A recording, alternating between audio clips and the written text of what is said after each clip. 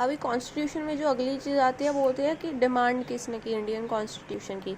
तो ये सबसे पहले 1934 में एम.एन. रॉय ने की थी फर्स्ट टाइम।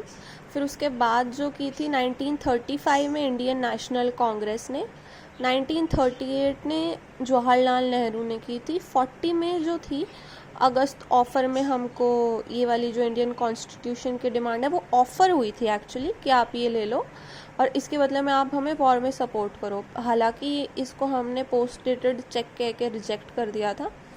और 42 में हमको क्रिप्स मिशन के थ्रू डोमिनियन स्टेटस की भी ऑफ़र हुई थी, पर गांधी जी ने उसको भी रिजेक्ट कर दिया था।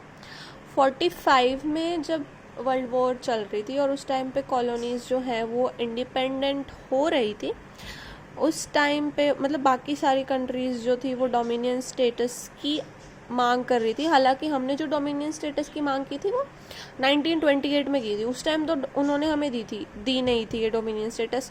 तो इस वजह से अभी हम इसको डोमिनियन स्टेटस को पोस्ट डेटेड चेक करें, क्योंकि पहले जब हमने मांगी तब आपने दी नहीं, तो अब आप दे रहे हो तो it's we don't need it. अब हमें को पूर्ण स्वतंत्रता, पूर्ण स्वराज चाहिए। दिस वॉज द मांग है।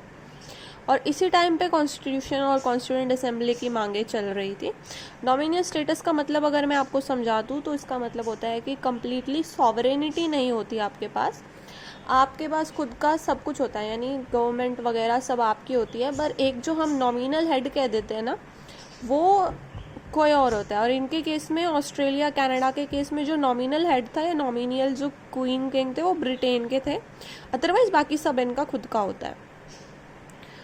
एक्चुअली ऐसा कहा जाता था कि ब्रिटिश एम्पायर में सन नेवर सेट्स, क्योंकि इतना बड़ा था, इतनी सारी कॉलोनीज़ थी उनकी।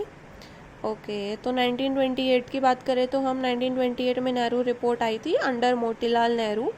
उन्होंने कॉन्स्टिट्यूशन बनाया और कहा कि भाई ये जो है वो हर इंडियन को लागू होना चाहिए। 28 में ही हमने डोमिनियन स्टेटस की मांग की थी लाहौर में रावी नदी के किनारे, और फिर उसके बाद हमने इसको 28 में छोड़ के 29 में हमने पूर्ण स्वराज की मांग करना चालू कर दिया था। So this was all about demand for Indian constitution.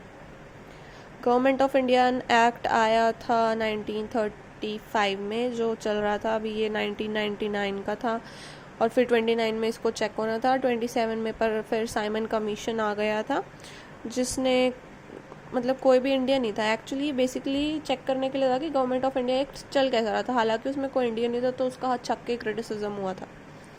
ठीक है, तो this was all about it.